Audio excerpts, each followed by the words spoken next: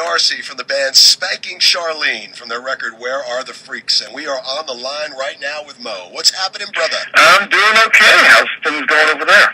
It's been a fun day, but it's good to have you on the line, man. And we really love the band. Love the record, and I know we're doing a show together March 3rd, which is going to be great at the Brighton Bar. Everybody got to get down to check that out. Spanking Charlene, the Waldos, the Frankenstein 3000, Frankie Woods Band. It's going to be a lot of fun. Oh, yeah, look out, Frank Woods. Yeah, exactly. So, Frank Woods. I want to talk about your record, Where Are the Freaks, which is very nicely put out on Wicked Cool Records. And what I love so much about the band Spanking Charlene, besides, of course, the fabulous Charlene on vocals, is I love how organic your story is. I mean, it's so New York. The only way things like this happen is in a place like New York. So can you just tell us a little bit about, how the band got together and then what happened? Well, basically, I was doing an open mic one night on Avenue C at this place called the C Note. It's not there anymore, another victim of gentrification. And someone introduced me to this girl named Charlene, and before we even really talked, I said, they say, you're a singer, why don't you come up and do some songs with me? So, I'd be like, oh, let's do this Stone song, do you know it? She's like, no, and I'm like, all right, follow me. And then we do a Stone song or Johnny Cash song or whatever, and we just started singing together, and formed the band around 2005, 2006. Did our first record. One of our songs got entered into that Wicked Cool contest by Genya Raven, who has that. Yeah, she's really cool. She's got that show, Chicks and Broads, on Sirius.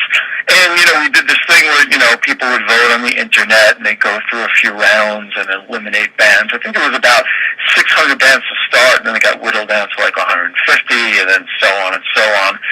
And, we just kind of got, our friends to vote and everything, and finally we wound up in the top three, the last three bands. And we, they set up this competition thing, we're living in this, American Idol kind of age thing, so, that's true. Go with it, right? And, we went up against two other bands at a place called Pianos down on Ludlow Street.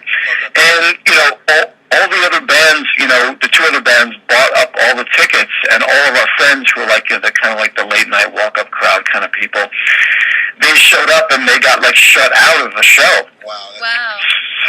Yeah.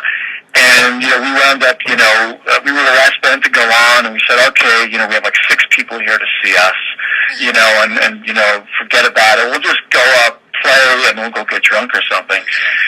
And, so we play, we did it, after a really cool, 20-minute set, And, afterwards, Genya and Steven Van Zandt got up there, and he did it in his, usual voice, and the winner is Spanking Charlene. We were like, what? And it was, as actually our bass player Allison Jones said, she had a Miss America moment. She felt like, she was on some type of TV movie or something. That is a great story. Yeah, it was fantastic, and we wound up going into the studio with Steven, and we cut a few songs with him, and it was a great experience. Yeah, he's a great producer. I mean, and I see, he played keyboards on the record as well, right?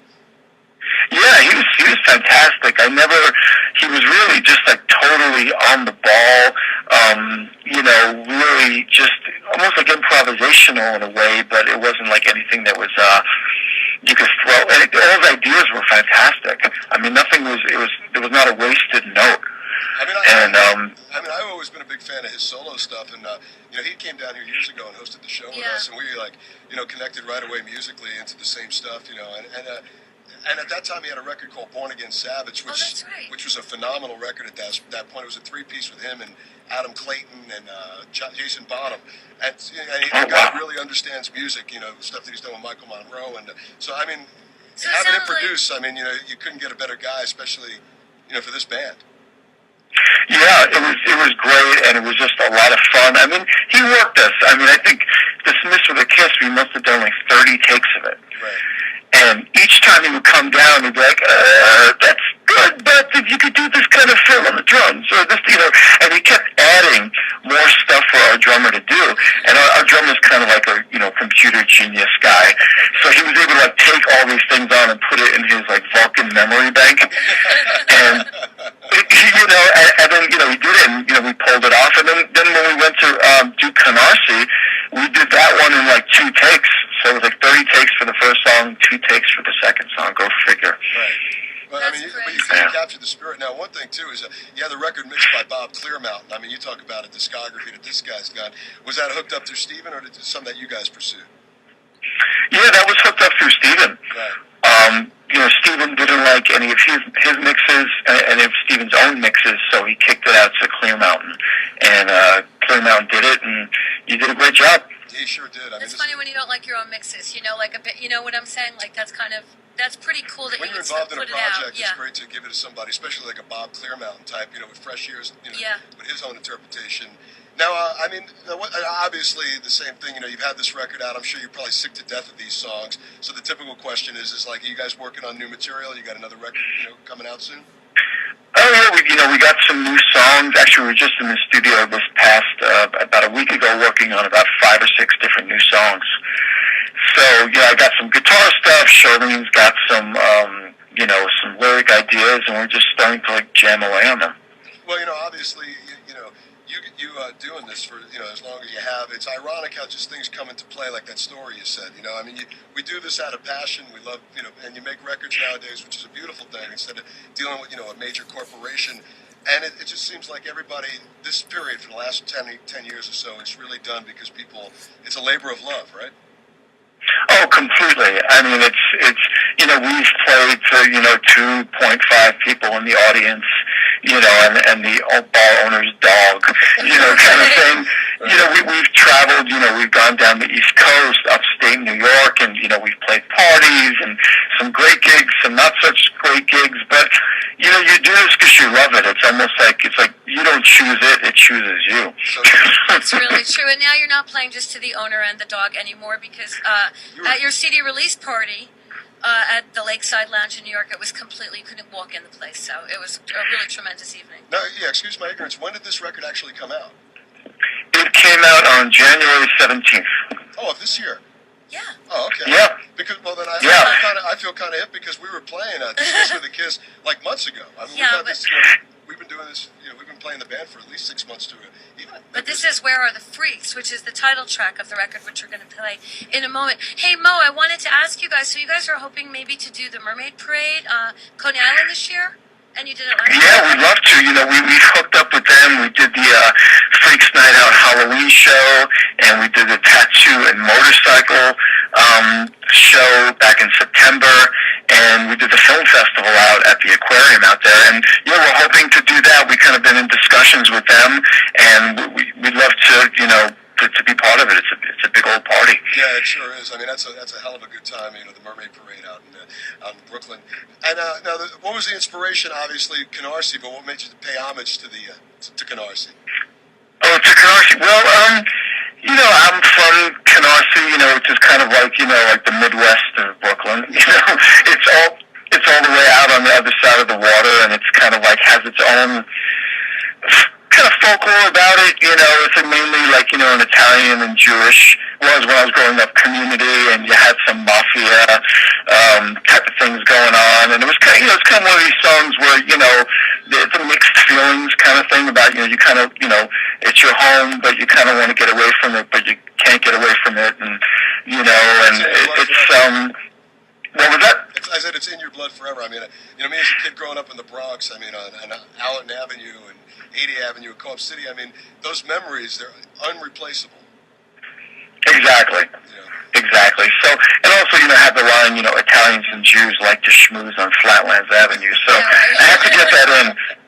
The Italians and Jews like to schmooze. Well, I'm sure people. Yeah. Well, I'm sure people. Get this record, We Are the Freaks. Where Are the Freaks? Where Are the Freaks? Are on the line right now with Mo from Spanking Charlene. I'm sure at the greatest record store on the planet, Vintage Vinyl, right? Absolutely. Oh, yeah. And Mo, where's the best place people can get it online? iTunes? Oh, you can get it at iTunes.com. And then you can also, if you want to get like the WAV file version, like the non-MP3, the better sound, you can go to Bandcamp. Right. Bandcamp.com, and we have a Spanking Charlene site. And the cool thing about Bandcamp is the band gets the full. We're selling each song for 99 cents, like iTunes, but the band gets to keep all of it. Right. The whole 99 cents. Exactly. The whole 99, so we can continue, exactly, creating, more music. And you know, if you're like old school like we are, I mean, and you like to actually physically touch the CD. I mean, I guess people can get it out. Reverb Nation, right, Mo? The CD you can get through actually greatbigisland.com. Okay. That's kind of a mail order. We're up there along with Joe Jackson and Ricky Lee Jones. It's like this. This guy who sells, the CD, and you can also get T-shirts there also. And, we're thinking about maybe doing some vinyl at a certain point. Yeah, that was just great. Pick up Spanking Charlene panties as well in the near future. Yeah, we're going to be working on those, definitely. I put up a divider between me and Amy because she's wearing them right now. So. All right. But also, I mean, I'm sure on your website people can keep abreast of all the info. I'm assuming SpankingCharlene.com, right? There you go. All right. Well, listen, Mo, thank you so much for taking the time here in the Electric Ballroom. And don't forget, they'll be playing at the Brighton Bar. Saturday, March 3rd. That's going to be a great show. Spanking Charlene, the Waldos, Frankenstein 3000, Frankie Woods Band. And here's the title track from the record, Where Are the Freaks? Mo, thank you for taking